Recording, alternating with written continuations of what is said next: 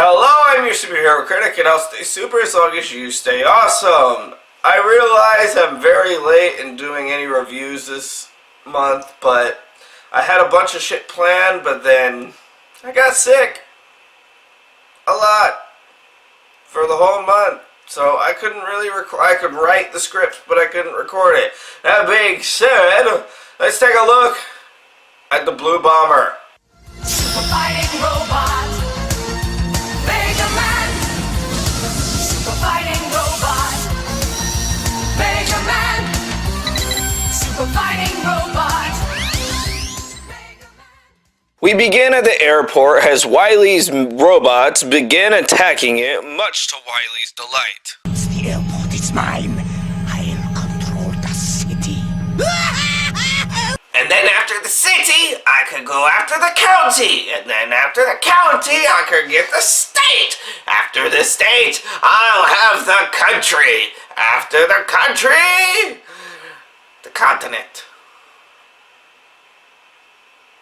They're stepping stones. The destruction of the airport continues. They call me crazy, insane, mad. And some people call me Maurice. I have no idea why. Mega Man gets the call about the attack. Oh, where are you going? With you! Not a chance, Fancy Pants. I don't need any girl robots getting in my way. That's sexist. You mean you don't want a girl robot showing you up?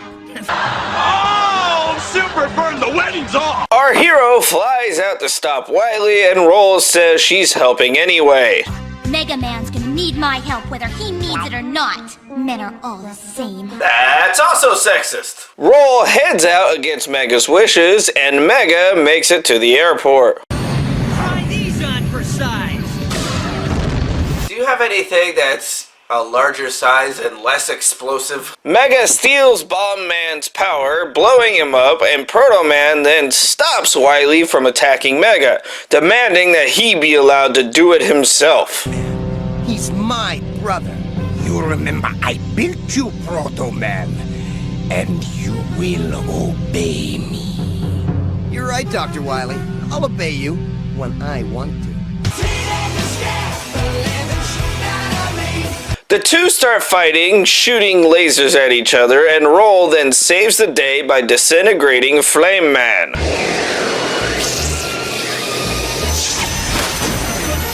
I'd say he really went to pieces. Come on, Doc, this is easy! So very, very punny. Guts and Cutsman attack Roll, but Mega rushes in to save her, with his own weapons losing energy, taking a plane to the face.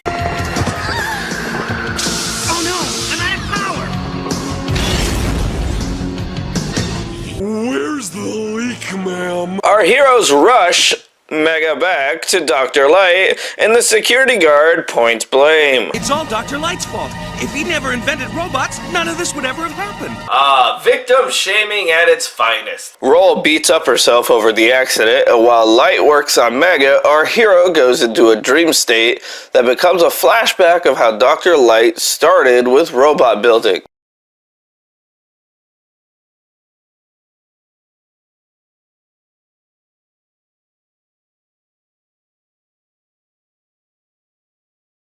It's pronounced robot. Stop saying robot. The two doctors test out the small robot that begins to destroy the building, and Light says they need to destroy the robot and start over because of how it acted.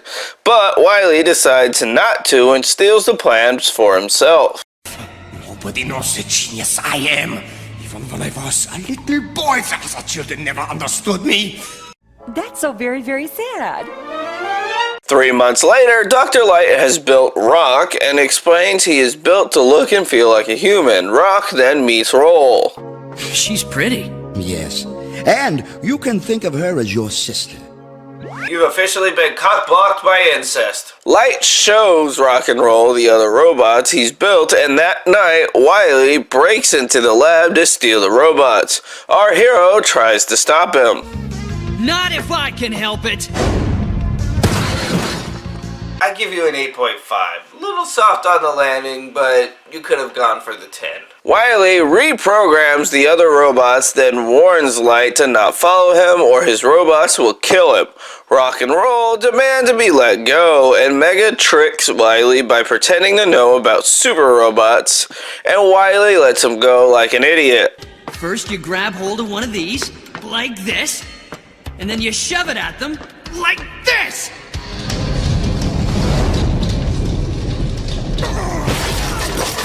How did you fall for that? Rock and Roll escaped by hijacking a jet. Dr. Light then rebuilds Rock into his current form. My career, and I will call him Mega Man. He can officially be part of the Blue Band group. Mega then meets Rush.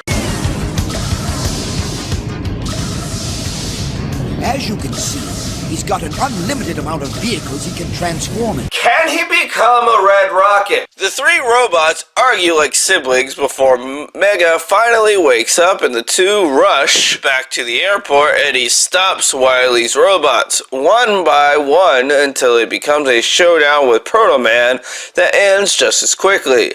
The episode ends with the airport thanking Mega for saving the day. So there you have it, Mega Man Episode 1. I loved this cartoon growing up and would always try to catch it on the few times it aired around me. That being said, I think it's time for me to head back to early 90s and play some old school Nintendo. I'm your Superhero Critic. I'll stay super as long as you stay awesome. Hello, I'm your Superhero Critic and I'll stay super as long as you stay awesome. It's time to go back into some Mega Man with this year's Gamurary. So, let's go to the second episode of the series, why don't we? Super fighting robot, Mega Man. Super fighting robot. We begin with Bright Man breaking into a power center. Oh, that's right, gentlemen. And I'm here to light up your lives. My eyes! Dr. Wily and his robots continue their break-in as Proto Man is told to attach a device, but Mega shows up to stop them, taking down Cutsman and Gutsman, then attacking Bright Man. Thanks for the raise. Now I'll have to tan your hide. God, I thought my puns were bad. You really got a charge out of that one. Enough with the puns! Wily manages to catch Mega, only for us to find out that it is a simulation that has Proto Man mad that the simulation does not have him being the one to stop Mega. Wily then promises that the real heist will go differently. Prepare to leave at once for the power station. I'll show Dr. Light and his robo-fools who the real genius is. Won't I, my little pet? Just don't take that specific robot to the tub. We go to Dr. Light going over a trio of robotic house helpers to potential buyers, with Roll excited that she could focus on fighting alongside Mega. Rush is apparently allergic to dustbusters. Not so fast, Mecho Mutt. Gesundheit. Rush gets scolded before an explosion causes Mega to investigate, catching Wily and his stooges red-handed. Only the real heist does not go as expected, as Mega outsmarts them every step of the way. But Dr. Wily manages to get away while putting the override in place before making his getaway. I'll be back, Mega Man. And next time, you won't be so lucky. Seeing as this is only episode 2 in the franchise, I guarantee you're going to be saying that a lot, Mr. Wily. Wily, of course, is angry, but lets us know that he has spies at Dr. Light's place, as we see hidden hands trying to lock Mega into the bathroom, trying to give him an acid bath. Only now, it's keeping me in! Stick around for more Mega Man after these messages. God, why can't people just poop in peace? Do you know why you should try Dubby Energy? Well, if you're looking for an energy supplement that is made for gamers by gamers like myself over on Twitch whenever I have a chance, and you're looking for something to give you focus and energy without the jitters or crashes, then this is what you need. Dubby has no calories, no sugar, no fillers, and no artificial colors, and comes in unique flavors such as the brand new Blue Raspberry Big Energy Tears, Dragonade, which is a dragon fruit pink strawberry lemonade, and my personal favorite, Dub Sludge, the sour apple flavor. Dubby contains only 10 ingredients, including amino acids, vitamins, and neurofactor, a patented ingredient derived from coffee plants to help produce our personal brain neurotropic factors to increase focus and reflexes. And if you use my code, Keep On Ranting, you will get a full 10% off your full order and get some Dubby today by following that link in the description.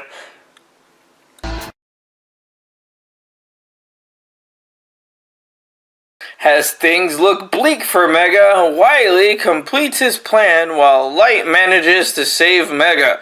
Our hero then gets the disturbance call for help, and while Mega is looking for Rush, the maid gives Rush an update card. It was the maid in the hallway with a computer chip! Mega, of course, is oblivious as Rush starts to malfunction, causing them to crash. Meanwhile, Cutsman and Gutsman are waiting in the alleyway, but as Mega tries to get away, Rush just returns him to the fight. Your life, blue boy! Would have flattened you.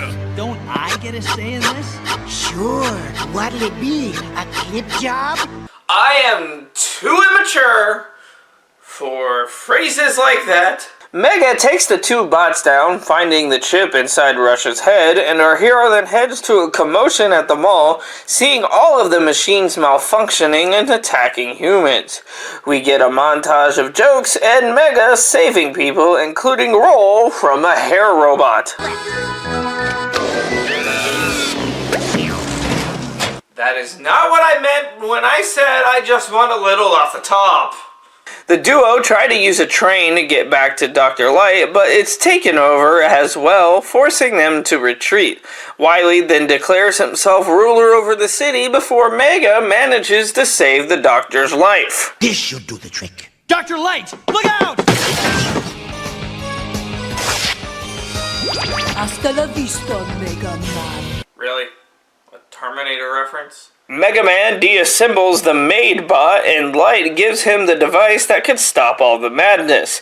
But Wily sends the RoboCops to stop him. No. I guess there's only one thing to do when you can't trust the police department. Call the fire department. Well, that aged well. Proto Man tries to stop him, but is quickly disposed of, allowing Mega Man to put in the device to override Wily, and we then get a small fight with Feral Man that doesn't last long either, as Mega steals his power, blasting him away. You're out of your league, Pharaoh Man. The episode ends with a bunch of exposition on Wily's status, and the maid bot takes Rush on walkies.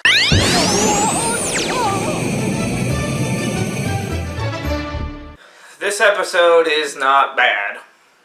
It's not the best in the series, but it's not bad. And while the puns do get freakishly annoying with one every couple of minutes, it's not that bad. If you love the rest of the series, you're gonna love this. Mega Man was a classic, and honestly, I wish they would bring stuff like this back. That being said, I'm your superhero critic. I'll stay super as long as you stay awesome, and check out that dubby. Hello, I'm your superhero critic, and I'll stay super as long as you stay awesome, and welcome to this year's Gamurary. And this year we are looking at my favorite video game films.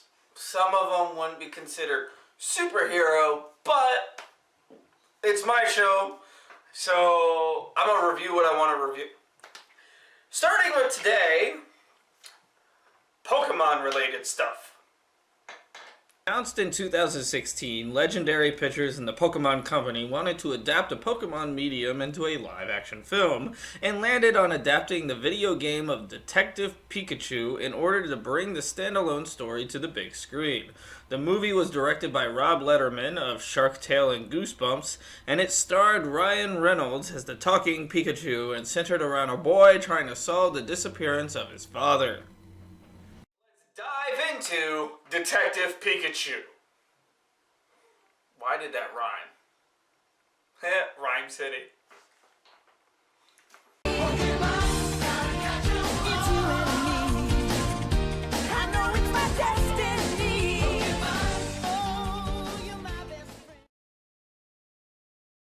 Our movie begins at a building housing the most powerful Pokemon, known as Mewtwo, breaking free of his holding cell, chasing a car, blowing it off the bridge before we cut to our main character, Tim, who is arguing with his friend about catching a Pokemon partner by trying to get him to catch a Cubone. He says, "Fine, I'll try it."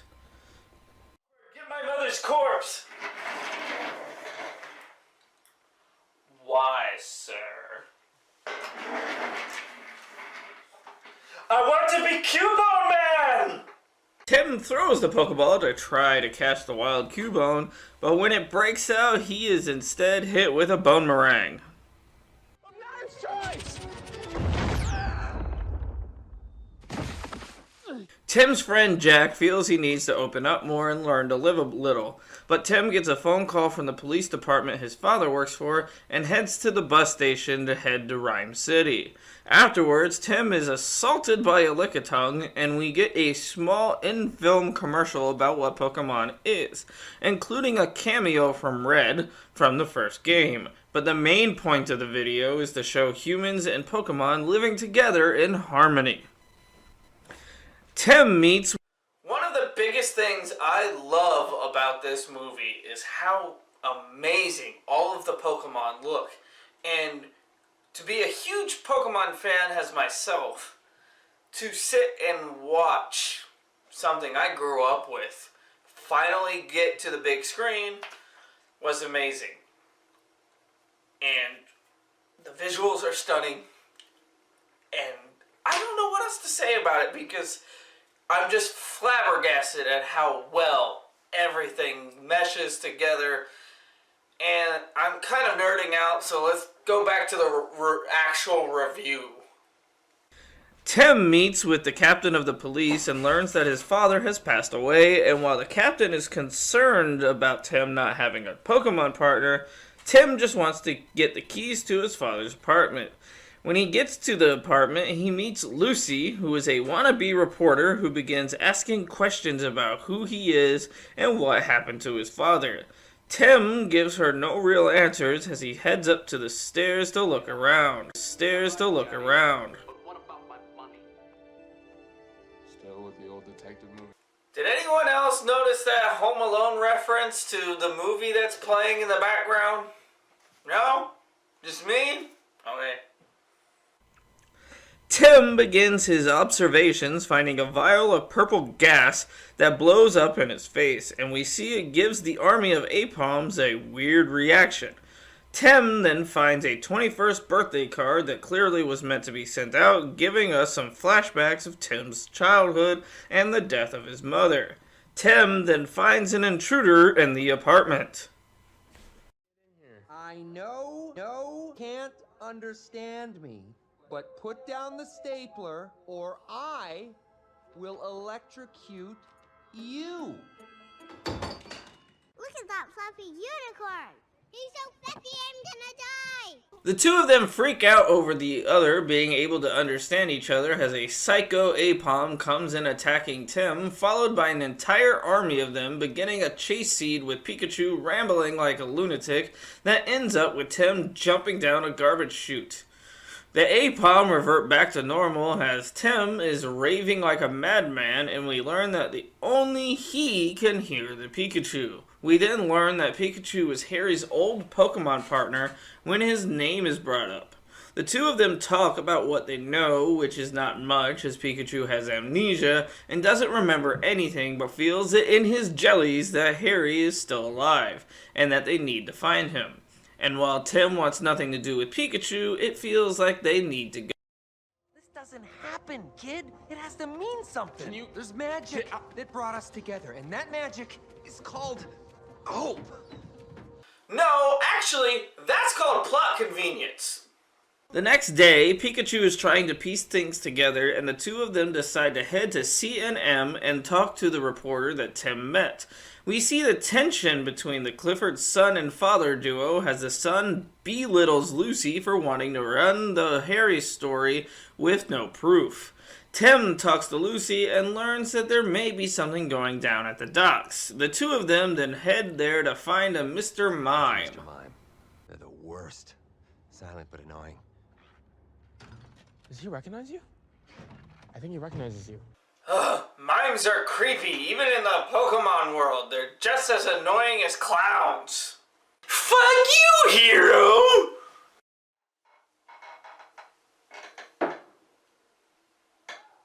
Mr. Mime is now put into questioning as Tim pours invisible gasoline on him to force him to talk, playing charades to figure things out. There's a little detective in you after all. That mime was murdered! The two of them head to a Pokemon battle cage to investigate as a Blastoise takes on the best Pokemon ever, Gengar, as Pikachu is noticed by someone who knows him and is pissed off that this Pikachu injured his Charizard, and promises to tell him anything he wants to know if he will get a rematch against Pikachu.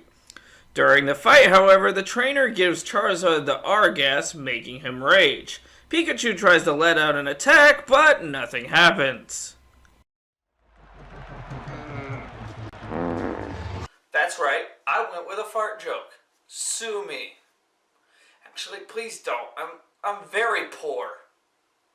The fight continues until the two of them run into Charizard's trainer, causing all of his R-vials to be smashed, destroying the entire place and bringing a magic harp into evolution, being attacked by the Gyarados. Tim is then arrested and pleads with the captain about his father still being alive, who of course does not want to believe him. Tim then lets out all of his emotion, getting closer to Pikachu.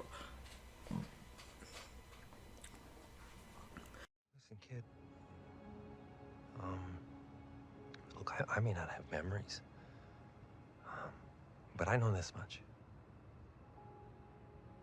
It wasn't your fault. It wasn't anybody's fault. And I'm sure that if your dad was here, he would hug you so hard, your bones would pop. And he'd tell you he's sorry for everything. He'd be damn proud of you, kid. I'm not crying. You're crying. The two of them decide that there is still work to do as a car pulls up and a woman in sunglasses steps out. She then turns out to be Howard Clifford's worker as he reveals that Harry was working for him and wants Tim's help finding his father. He shows them a virtual reality simulation that shows that Mewtwo was behind everything and kidnapped Harry. Tim then meets Lucy, who has gotten information on Howard Clifford.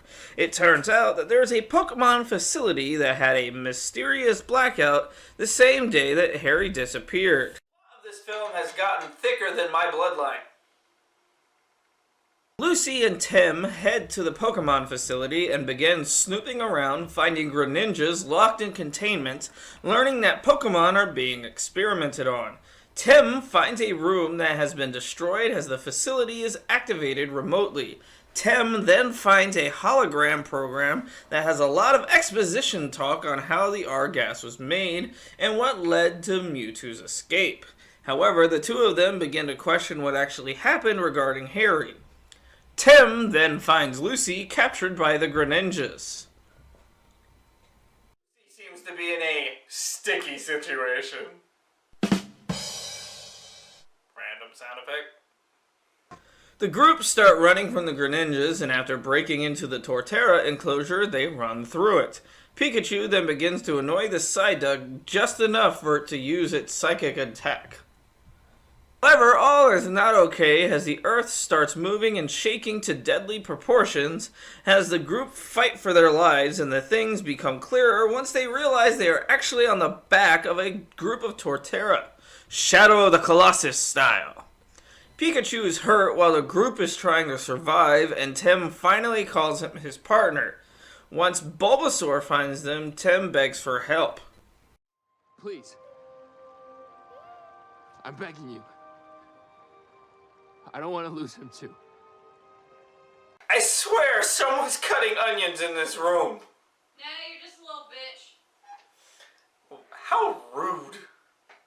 The Bulbasaur summons more to help, and Tim follows them to a small area where Mewtwo has been waiting for the two of them to show back up, healing Pikachu. Mewtwo then tries to show them what really happened, but is cut off as they are attacked from behind by Roger Clifford. Afterwards, Pikachu and Tim argue over believing Pikachu he betrayed Harry. He is afraid that he's going to hurt Tim, and Lucy wants to figure out how to run this story.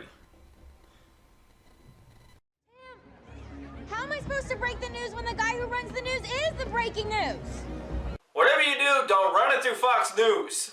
Tim heads back into the city to talk to Howard about Roger, while Pikachu finds the bridge, putting pieces together once he finds a Greninja star.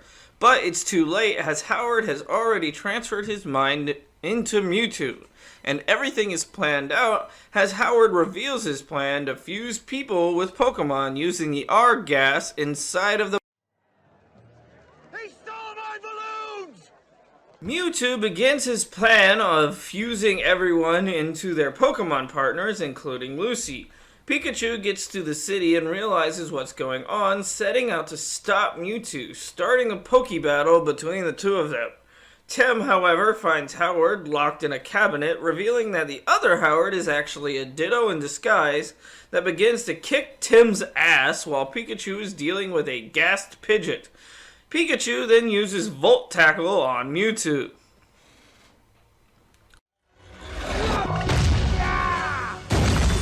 The real Howard then saves Tim's life.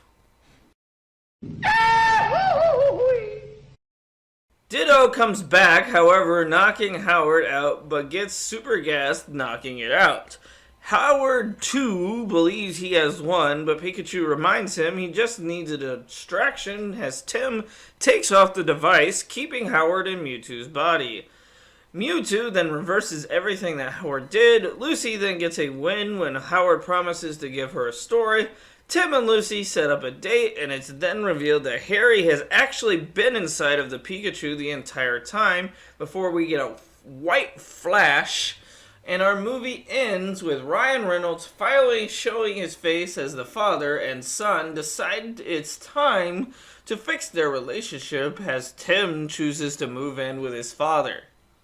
Like I said before, this movie is amazing.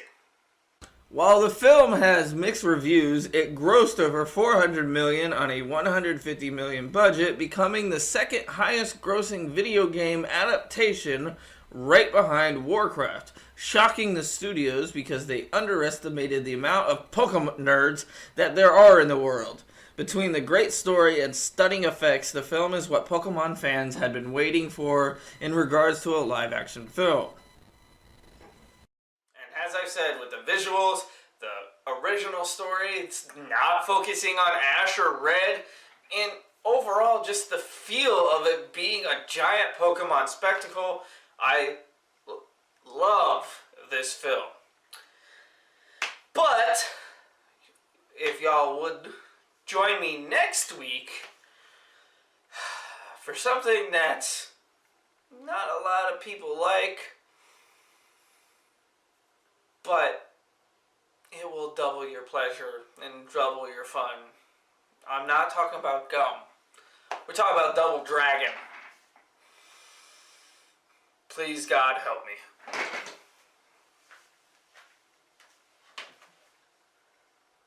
Hello, I'm your superhero critic, and I'll stay super as long as you stay awesome.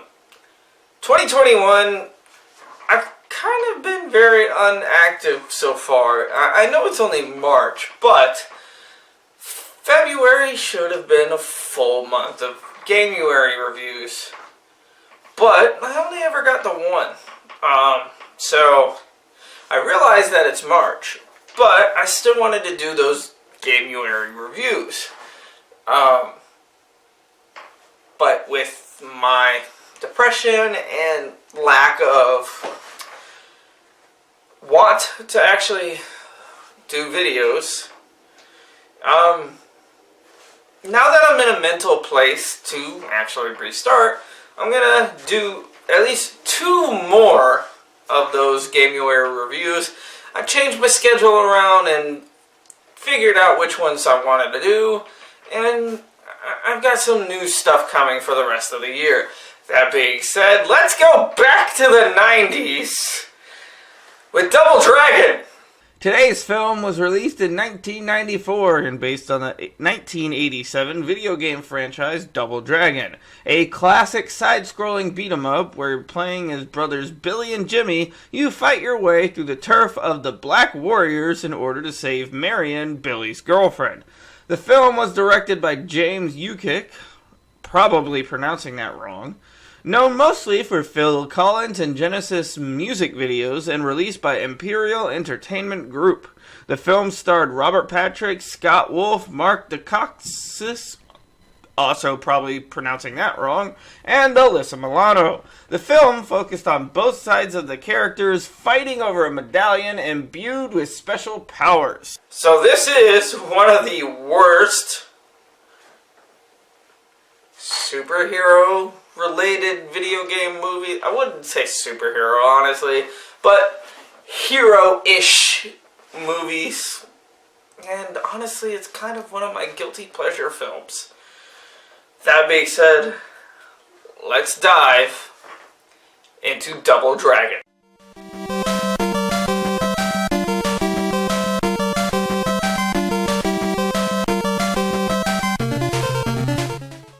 We begin with narration about a king who put power into a medallion in order to save his people, before we go to a village being attacked by a group that wants said medallion, with the leader of the group stalking someone, finding it, and calling her boss.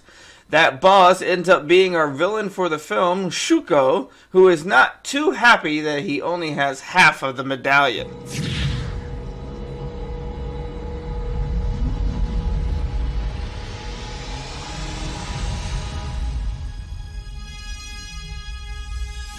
Find me the other half now. Well, time to call the West Coast Avengers. There's fucking Flat Man! We then go to our heroes Billy in blue and Jimmy in red, who are in a fighting tournament where Billy eventually gets overwhelmed and stops taking it seriously, throwing the fight through misconduct, which leads to an actual fight. The movie then takes a commercial break. So remember, if you didn't buy from us, you don't know Jack. City. Don't talk to me about jacking anything when the thing you have in your hand looks so phallic.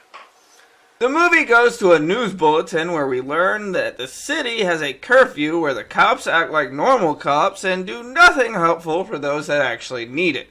Back to our heroes now as they are out after said curfew and fall for a man in a skirt, trapping them to give the gang known as the Mohawks their charging service.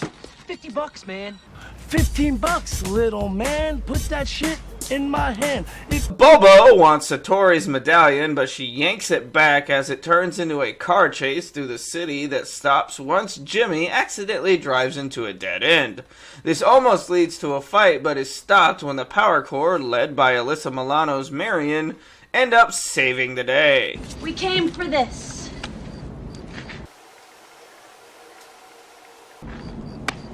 Fine, I won't look. The brothers turn down Marion's invite to join her group, and Satori finally explains to them what the medallion is, and why they need to protect it. Shuko, of course, is pissed that Bobo let the medallion slip away, and chooses him as an unwilling volunteer of a procedure.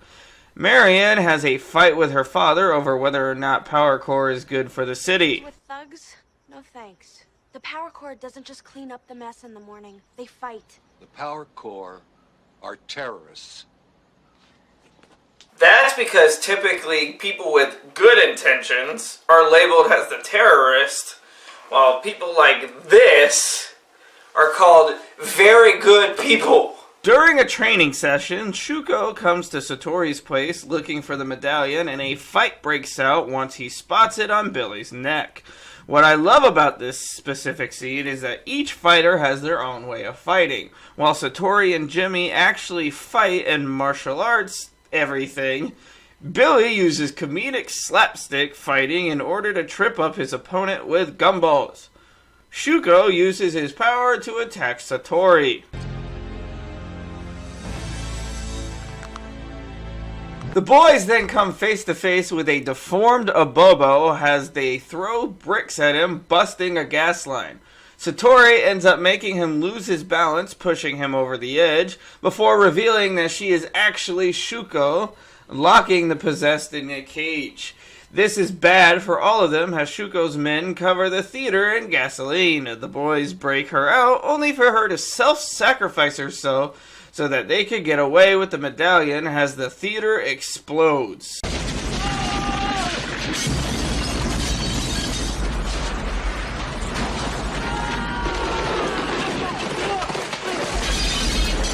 Then go to a gang meeting of the maniacs that Shuko interrupts, putting himself in charge. The bug-eyed leader objects, but ends up being choked around and proves that Shuko is the new leader. The Power Core find and help Abobo as the boys begin to fight over the death of Satori because Jimmy acts like he doesn't care about anything but himself. You have to think about this. The only thing that matters now is that you and me work together. Because we ain't got nobody else. I'm kind of with Jimmy on this one. Y'all need to get your shit together. What happens next is a long fight for our lives scene as Shuko's new gang is waiting for the brothers and they have to defend themselves from mimes, gangsters, and even flying mailmen. Here's the mail, it never fails. It makes me want to wag my tail. When it comes, I want to wag. I can see you. No, you can't. Okay, movie, you get one. That joke was funny. The boys are trapped in a watershed, but find a working speedboat to get away from them. But of course, the gang have their own boats and start a boat chase through the waters of Hollywood. Eventually, however, a stray missile from the chaser blows up a barrel line as they drive through the LA sign.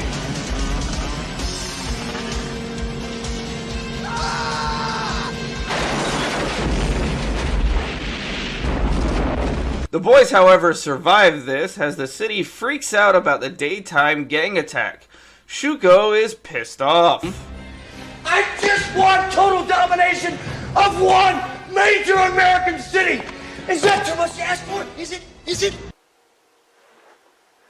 That way I can open a pizza shop everywhere! Billy thinks they need to ask Marion for help as we go to her hideout where she is torturing a Bobo for information through force-fed spinach. The boys then drop in after finding the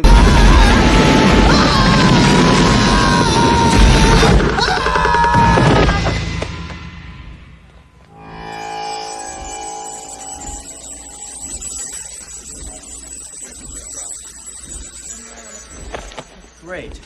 The Power Core.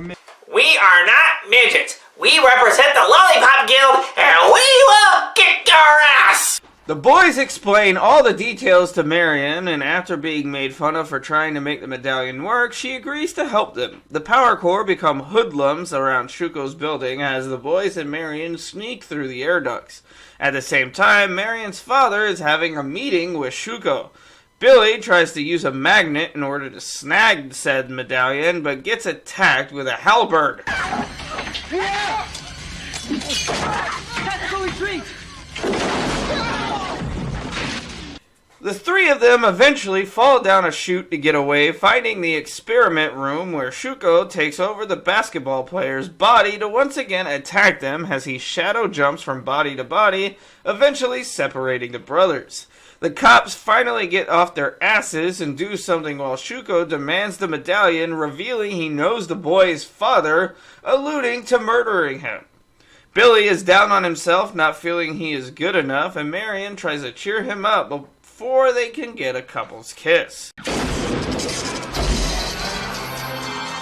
an attack. No shit! The invasion begins as the two sides begin to clash with each other. Marion eventually gets captured by Lash and a few flunkies before Billy saves her and Marion overpowers Lash. Jimmy comes to save the day. Exactly.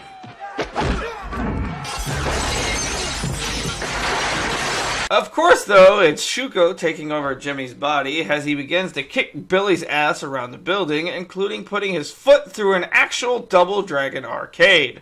Billy, however, feels the medallion is useless but activates it when he finally has enough courage to fight on his own. Shuko threatens to kill Jimmy's body even though Billy saves it.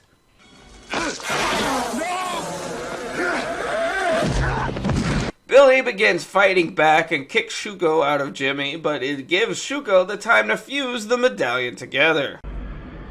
Oh, you said it. Fine. If Billy won't say it, I will. Oh, shit. Shuko's new power takes away all of the power in the building and the city, and it also turns Shuko into two separate dark clones of themselves with katanas. A Bobo reminds Marion about the lights, making her rush to power the generator as the boys fight for their lives. The power comes back on, weakening Shuko's shadow form, allowing the boys to get the medallion halves. Oh, shit. You said it.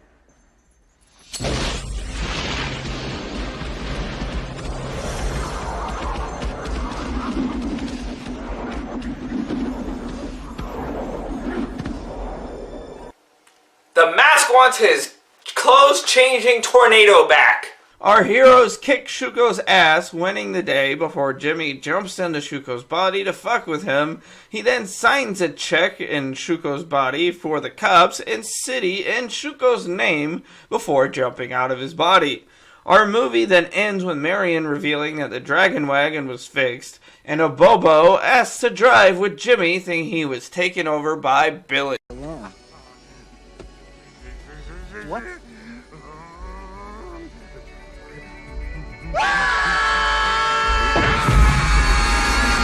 This movie sucks! The film, unsurprisingly, did terrible, barely making back half of its $7.8 million budget. The movie has mainly negative reviews and is constantly talked about having nothing but a simplistic storyline and cheesy dialogue. And even though I find it fun, I can't even try to admit that it's good in any way. And I don't think I have to explain anymore why this movie is bad. It's a guilty pleasure of mine, and I will openly admit it. But the movie sucks. It's got bad lines, cliche moments, and just terrible acting. That being said, I think I want to end this Gamurary with a good video game movie. I'm talking about Sonic the Hedgehog. Hello, I'm your superhero critic, and I'll stay super as long as you stay awesome. And this was originally supposed to come out in February, but you know, life happens again. Can't seem to escape that. Anyway, let's finish off this year's Gamurary with Injustice. Released in 2021 and very loosely based on the game franchise of the same name, Injustice is a DC animated film centered around the Joker using Scarecrow's fear toxin in order to trick Superman into murdering Lois Lane, leading into Superman snapping and going down a dark path with no return. The movie was directed by Matt Peters and written by Ernie Altbacker, with Justin Hartley of Smallville voicing Superman, while Anson Mount of Star Trek Discovery would voice Batman. So let's see if this animated film lives up to the story.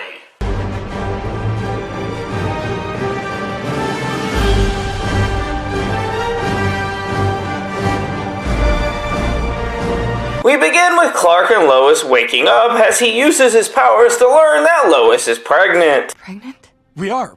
We're pregnant. Mostly you, but I helped. I mean, last time I checked, that is how sex works. Clark, though, is super excited, but Lois reminds him to just slow down. But he speeds off to help Batman take down a few gunmen. Batman is looking for the Joker, and Lois and Jimmy Olsen are on patrol. Jimmy meets a very gruesome fate. One more. Jimmy! Stop killing Jimmy Olsen, goddammit! Joker knocks out Lois as Supes finds a dead Jimmy, and the League then does a massive wide search for Lois, leading to the Flash finding the Scarecrow dead and his lair ransacked, while Flash breathes in toxin, making it so he can't move. Please stop killing every single character. Okay? Thank you. Superman leads into the Joker's sub, inhaling kryptonite fear toxin, making him believe that Doomsday is in front of him. But of course it's not, as Superman kills Lois by bringing her into space. Her death, however, sets off a citywide explosion, destroying Metropolis. Wow. What a bang. The Joker revels in his victory as Superman is super distraught.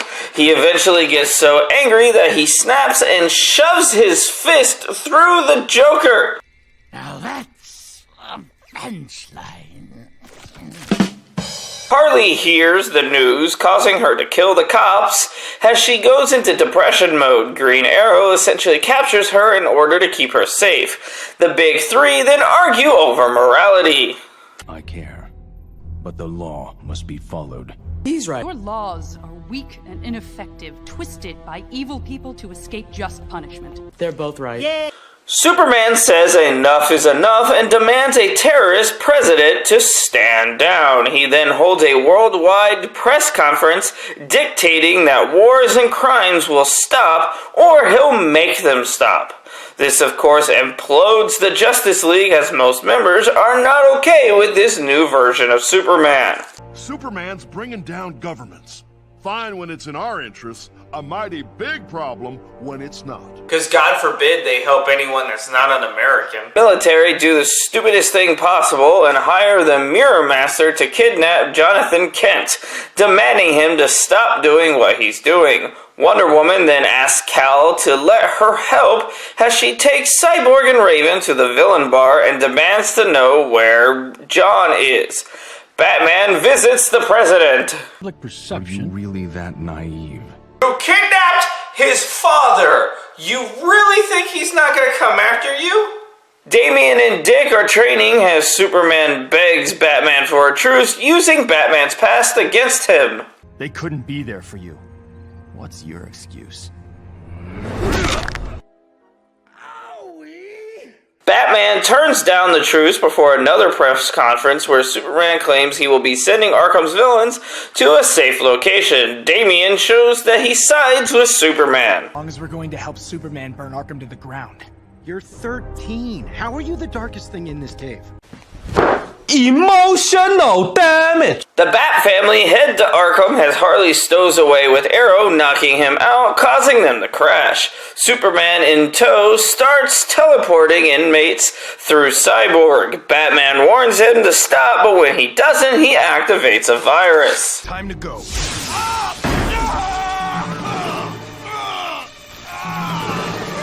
Never trust a bat! Harley breaks the Arkhamites out, starting a fight in the midst of it, though. Damian chucks a baton at Nightwing, killing him. This angers Superman, who then puts a hole through Solomon Grundy, and Batman is clearly disappointed in Damian. Catwoman then eases an angry Bruce's mind. Just for today, don't be Batman.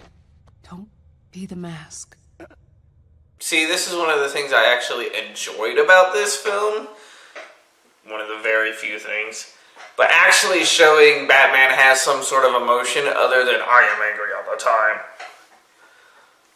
makes the character more likable. Nightwing's spirit then meets a god, and she turns him into this universe's dead man.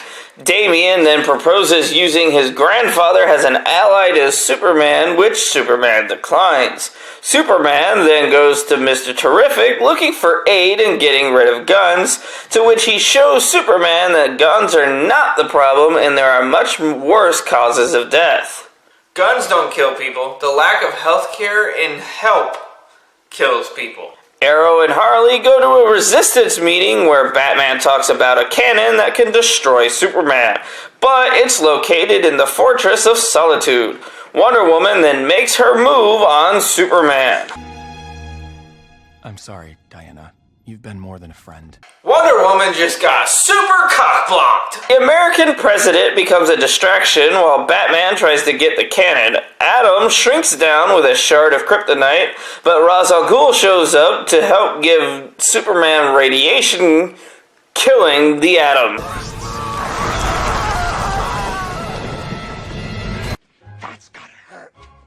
The two sides continue their fighting as Arrow shoots at Superman, and it is deflected straight into Jonathan Kent.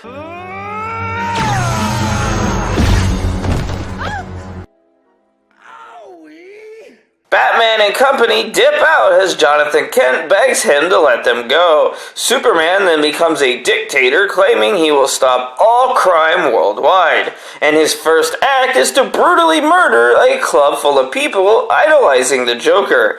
Batman then reveals that they need help from a certain hero. You know, I've always wondered, if Plastic Man and Elastigirl had sex, would it smell like a burning tire?